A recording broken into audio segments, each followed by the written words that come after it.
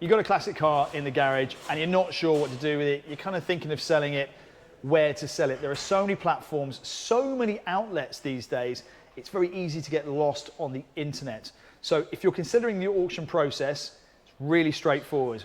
I've got Freddie with me, and Freddie works as part of the team here at Anglia Car Auctions and handles... Freddie, actually, what do you do for a job? It's better if you describe it. That's a good point, Bryn.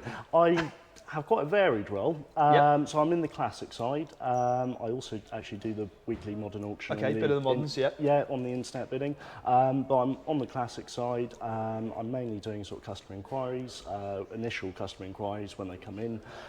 So part of our setup, obviously, prior to the auction, is people phoning up, people saying, I've got a car to sell, how do I go about it? It's the most common question we get. Yeah, and that's why we've addressed it in this video. We just thought, hey, you know what, we'll just put a little video together. If you're on the YouTube channel, you're browsing around, looking at all these cars for sale, because that's part of what we do, is we make a little video about most of the cars, if not all the cars, and put it out onto YouTube as part of the marketing package.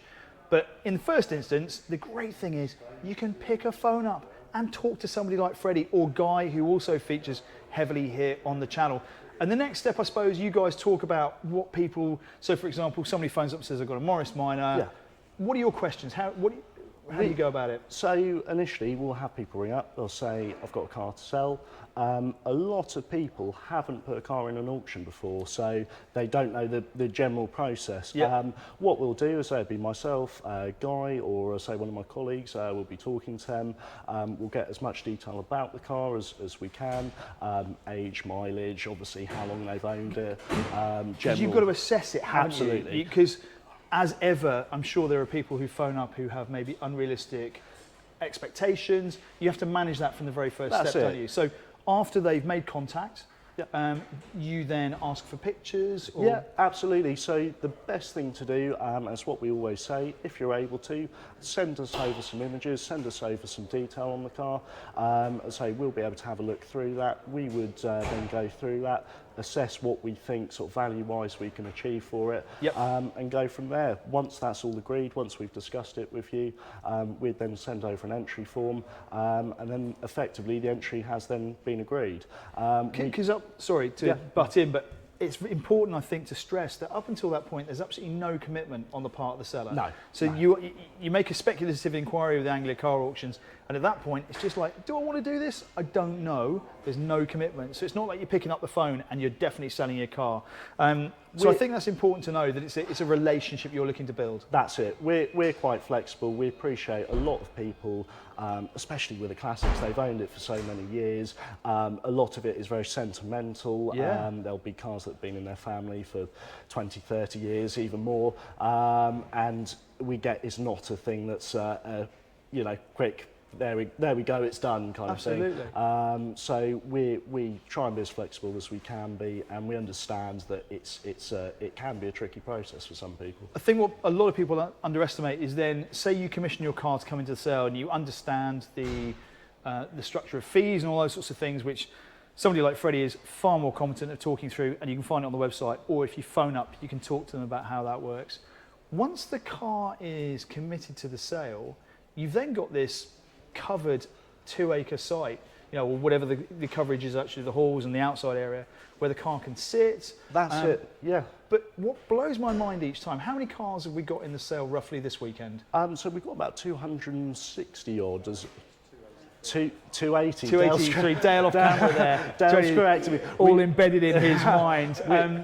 So 283 cars that all needs, they all turn up with paperwork, with spare parts, with history, with stories. They all need cataloguing. I was about to say, there is a lot that goes on behind the scenes. I think sometimes generally the misconception can be the car comes in, we put a number on it, job done. Yeah. We aim to do as much work prior to the sale as we can.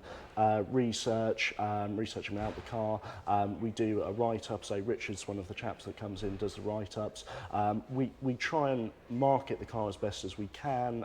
We have our social media platforms, Instagram, YouTube, say Twitter, Facebook, our website obviously as well, which obviously as well, if you're selling a car, that's a massive bonus. If you're selling a car, say on eBay or Facebook, you've only got that one stream, you've only got that one narrow market, whereas we're very fortunate. We've got, say, a fantastic following here at Anglia Car Auctions, and we're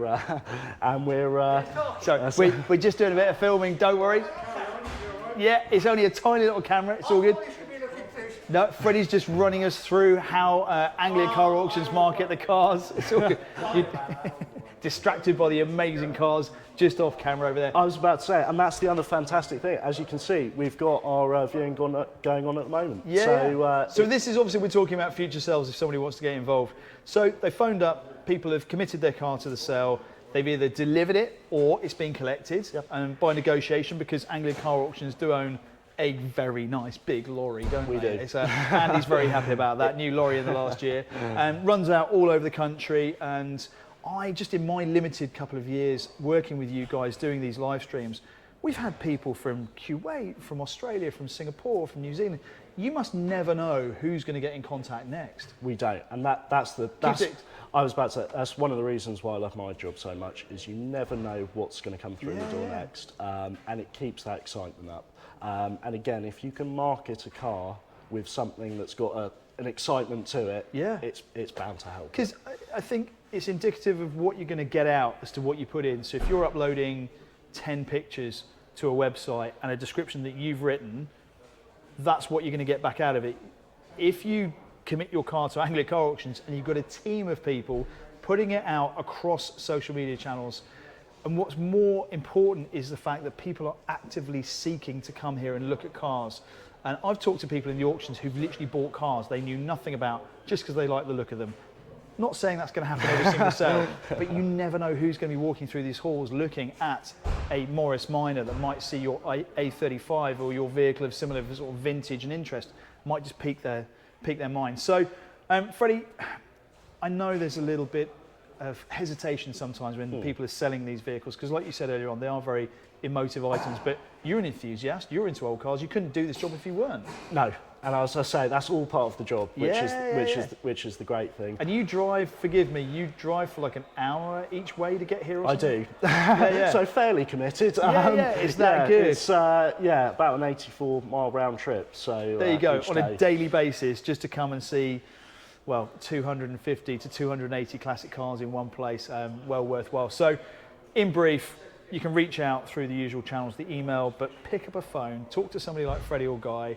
They'll run you through the bare bones basics, no commitment, go away, think about it, look at your car, do you want to sell it, do you want to maybe come and buy something? All the information is at your fingertips, and it's a big friendly outfit here. It's something that I've really been blown away with over the last couple of years. I'd never been to a classic car auction before, honestly, which is a terrible thing as a classic car enthusiast to not have done, because I've had such a great experience here over the last couple of years. And yeah, I'm going to stop talking now. Freddie, thanks for running us through everything. You never know, it might be this person that you end up talking to, this person, this Freddie.